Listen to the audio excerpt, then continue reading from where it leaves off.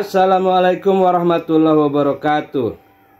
Selamat pagi para netizen di mana saja Anda berada. Salam opini rakyat. Dari siang tadi sampai sore kita melakukan penyegelan pemagaran laut yang sudah viral ini.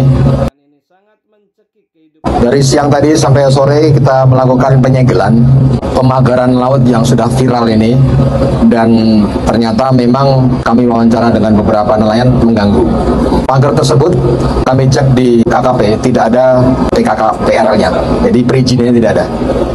Pemerintah dalam hal ini KKP hadir, negara hadir di laut ini untuk melakukan penyegelan pemagaran laut tersebut.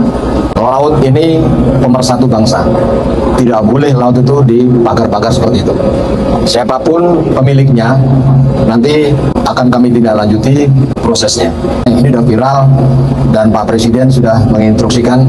Saya pun tadi pagi diperintah Pak Menteri langsung untuk melakukan penyegelan. Ya, teman-teman semuanya, negara tidak boleh kalah.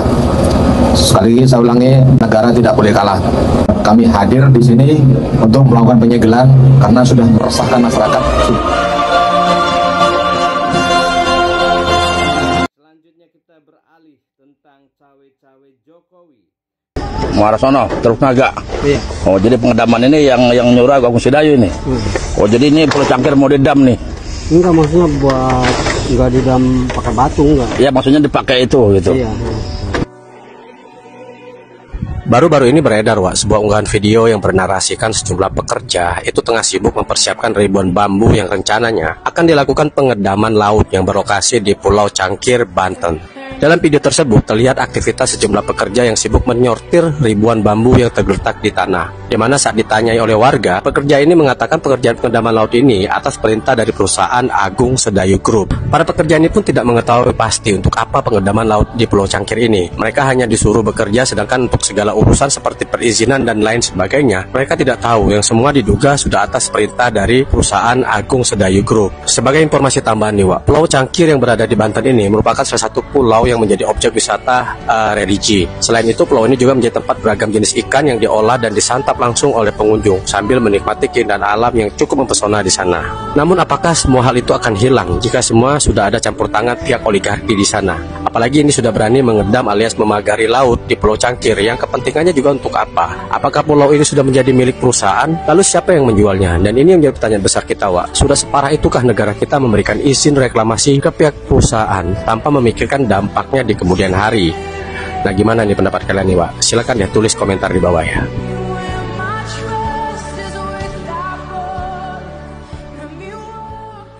Ini bambunya, Lur, yang buat masang di pinggir-pinggir laut nih. Ini bambunya nih. Nih, ini motor-motor orang yang kerja nih. Sekarang orang yang nggak ada lagi masangin di pinggir laut nih. Jadi jangan ngomong pagar misterius, pagar ini ada orangnya yang masang. Tuh, bambunya banyak tuh. Ini motornya nih. Nah, ini motor pekerjanya ini. Nah, ini. Nah, ini bambunya nih, mau diangkutin nih. Yang kerjanya lagi di laut ini, lagi masang. Nah, ini hari apa ini? Ini hari Sabtu. Hari Sabtu tanggal 11 Januari 2025 nih. Ini motor pekerjanya. Ini saya ini lagi di Kampung Gaga nih, ini seberang Selatip ini, 2 ada PLTU. Masih NKRI, sekali lagi saya tegaskan, ini masih NKRI, bukan Negara Kesatuan Republik Aguan ya. Ini Republik Indonesia gitu.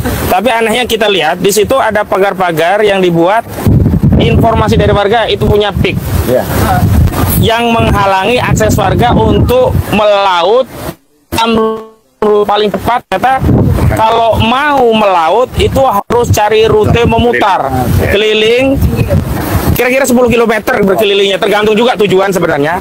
Tapi di sana ada rugi waktu, kira-kira setengah jam lebih, rugi BBM, dan tentu saja rugi nilai tangkapannya bisa berpotensi berkurang. Nah, pernah terjadi karena ini tidak punya dasar hukum tentang pemagaran, pernah oleh warga ini ditabrak dengan perahu kapal kecil gitu ya. begitu bolong kan bisa untuk akses, jadi bisa langsung horizontal, nggak perlu memutar-mutar. Ternyata ada orang dari otoritas begitu yang menghalangi, suruh balik lagi begitu. Nah, ini harus dapat perhatian dari Pak Presiden Prabowo, karena tidak boleh ada tindakan menghalangi akses publik, karena laut ini milik publik, akses publik, semua harus bisa mendapatkan manfaat dari laut. Tidak boleh ya dihalangi oleh otoritas private tanpa dasar hukum yang jelas. Sementara kita sudah tahu, bahkan keterangan resmi dari PIK 2, lokasi PSN itu hanya ada di 1755 hektar yang itu ada di Kosambi, tidak sampai ke Kronjo gitu loh. Jadi tidak ada dasar hukumnya. Karena itu saya minta kepada aparat penegak hukum juga harus melakukan tindakan. Jangan sampai nanti justru tindakannya justru melegalisasi pemagaran. Harusnya pagarnya ini yang segera dirobohkan. Nah, dan ini bukan tugas rakyat. Kalau rakyat nanti dianggap ini perbuatan melawan hukum. Ini tugas negara yang melindungi rakyat. Harus negara yang turun tangan, otoritas negara yang punya legal standing, punya kewenangan, punya otoritas, dan punya hak konstitusional untuk melakukan tindakan. Kasihan rakyat ini. Saya sepanjang jalan tadi melihat mayoritas di sini memang nelayan gitu. Bagaimana gitu kalau akses mereka untuk hidup, mencari penghidupan di laut yang memang sumber kehidupan mereka justru dihalangi. Dan kalau ini nanti jadi pariwisatanya PIK begitu ya misalnya, lalu akses yang sifatnya publik itu berubah menjadi private gitu loh, dan semuanya harus izin. Nah, kalau izin kan objek wisata kan sekarang pengelolaan wisata itu kan tujuannya adalah benefit, untung, cari laba, semua harus bayar. Contoh lah banyak ya kawasan wisata, taman mini lah, Ancol begitu saja, itu kan tidak semua bisa menikmati secara luas, secara merdeka. Akses publik, mohon maaf, kalau yang di wilayah lainnya itu masih harga 30.000, 50.000 itu murah sekali per meter. Ini dia nggak bayar sama sekali laut kita. Ini pantai kita ini. Nggak ada harga yang dibayar oleh otoritas dari PIK 2 ini gitu loh. Jadi sekali lagi saya menambahkan, ini adalah kunjungan saya ke lokasi langsung. Ini bagian dari upaya mitigasi kami ke lokasi yang menjadi korban atau terdampak langsung proyek PSN Pantai Indah Kapuk 2 yang sebenarnya PSN-nya hanya di 1755 hektar, tetapi dinarasikan sampai ke Kronjo ini, dan pagar ini adalah bukti narasi PSN tadi. Sebab kalau nggak ada dasar hukumnya, dari mana dasarnya dia bisa memagari? Kok bisa ada otoritas yang lebih tinggi daripada negara? Nah, inilah yang menjadi ancaman negara kita. Ada negara di dalam negara. Dari siang tadi sampai sore kita melakukan penyegelan pemagaran laut yang sudah viral ini, dan ternyata memang kami wawancara dengan beberapa nelayan mengganggu. Pagar tersebut kami cek di KKP, tidak ada PKKPR-nya, jadi perizinannya tidak ada. Pemerintah dalam hal ini KKP hadir, negara hadir di laut ini untuk melakukan penyegelan pemagaran laut tersebut. Laut ini pemersatu bangsa, tidak boleh laut itu dipagar-pagar seperti itu. Siapapun pemiliknya nanti akan kami tindak lanjuti prosesnya. Ini sudah viral dan Pak Presiden sudah menginstruksikan. Saya pun tadi pagi diperintah Pak Menteri langsung untuk melakukan penyegelan. Ya. Assalamualaikum warahmatullahi wabarakatuh. Kami dari Pokmaswas Cipasilian bersama HNSI Kabupaten Tangerang sidak dan disertai oleh Dinas DKP dan juga Dinas dari Perikanan Kabupaten Tangerang bersama teman-teman PNS. Ternyata kegiatan ini tidak ngantungi izin. Jadi dengan sangat terpaksa mulai besok dihentikan pekerjaannya. Jadi inilah sebuah tindak lanjut, dan mohon teman-teman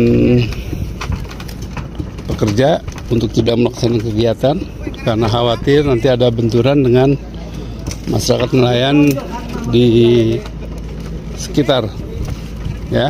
Dan para pelaksana mohon izin untuk tidak melanjutkan kegiatan ini dulu sebelum semua dokumen perizinannya dilengkapi. Jadi demikian, terima kasih. Dan ini teman-teman pekerjanya. Kami dari Pokmaswas Cipasilian Kecamatan Kronjo, Khairus Gama, dan Ketua DPC HNSI Kabupaten Tangerang Bapak Haji Abudin, disertai juga dengan teman-teman kita dari kementerian, dari dinas provinsi dan dinas kabupaten, yang diikutsertakan juga PPNS-nya hadir ke lokasi. Terima kasih. Oke, sekali lagi saya luruskan narasi si pengecut tadi ya. Narasi si pengecut tadi saya lurusin. Justru yang mendukung PIK 2 itu banyak orang luar. Contohnya ini nih. Alah, mau dibelain orang Banten, orang Cirebon, Cimogi, orang Depok. Itu bagus palsu. Pantas saja nih ngegerombol sama tuh bagus palsu. Aktor-aktor gaduh nasab. Ternyata yang tukang ributin nasab, ngegerombol, membela PSN PIK 2. Pantas ya.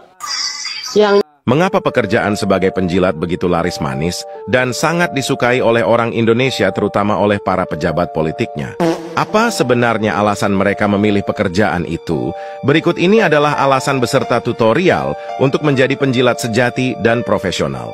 Anda jangan takut gagal dengan tutorial penjilat dari saya ini. Karena cara ini saya himpun fakta kredibel yang sudah terbukti dan merujuk data dari orang-orang yang memang sudah terbukti memiliki mental pecundang. Menjadi seorang penjilat handal itu sebenarnya pekerjaan yang sangatlah mudah, tidak ada resiko, serta memiliki keuntungan yang luar biasa besar. Dan syaratnya juga tidak terlalu sulit bagi siapapun yang ingin menerapkannya. Syarat yang paling utama adalah Anda harus memiliki muka tembok yang sangat tebal, ahli dalam bersilat lidah, dan mampu mencari alasan untuk memutarbalikkan fakta. Jika Anda menemukan orang yang berani mengkritik majikan Anda, maka Anda wajib menjadi orang pertama untuk mengcounter kritikan itu. Tapi jangan lupa Anda harus menggunakan kata-kata hinaan, cacian, dan vokal mengeraskan suara Anda. Jika terdesak dan kalah debat, maka Anda wajib melakukan kontak fisik dan kekerasan. Karena itu akan menjadi nilai lebih di mata majikan Anda. Bagi Anda yang terbiasa menipu, sering melakukan aksi prank dan piawai dalam ngibul dan berbohong, maka Anda sangat cocok dan pantas untuk menjadi penjilat sejati dan profesional. Jadi, tunggu apa lagi? Daftarkan segera diri Anda ke pejabat 58%, karena mereka sedang membutuhkan orang-orang dengan kriteria seperti Anda untuk 5 tahun ke depan. Daripada Anda menjadi buzzer murahan, lebih baik Anda naik tingkat menjadi penjilat. Karena penjilat gajinya bukan uang, tapi jabatan komisaris dan direktur utama di salah satu BUMN, serta keamanan dan kekebalan hukum terhadap Anda. Jika Anda melakukan tindak pidana korupsi atau pidana apapun, maka secara otomatis lembaga hukum tidak akan berani menyentuh Anda. Mari ramaikan negara tipu-tipu ini dengan jilatan kebusukan dan kemunafikan dari Anda. Semoga video ini bermanfaat. Demikian saudara, apa pendapat Anda silahkan ditulis di kolom komentar. Terima kasih telah menyaksikan video ini sampai selesai. Salam hormat. Wassalamualaikum warahmatullahi wabarakatuh.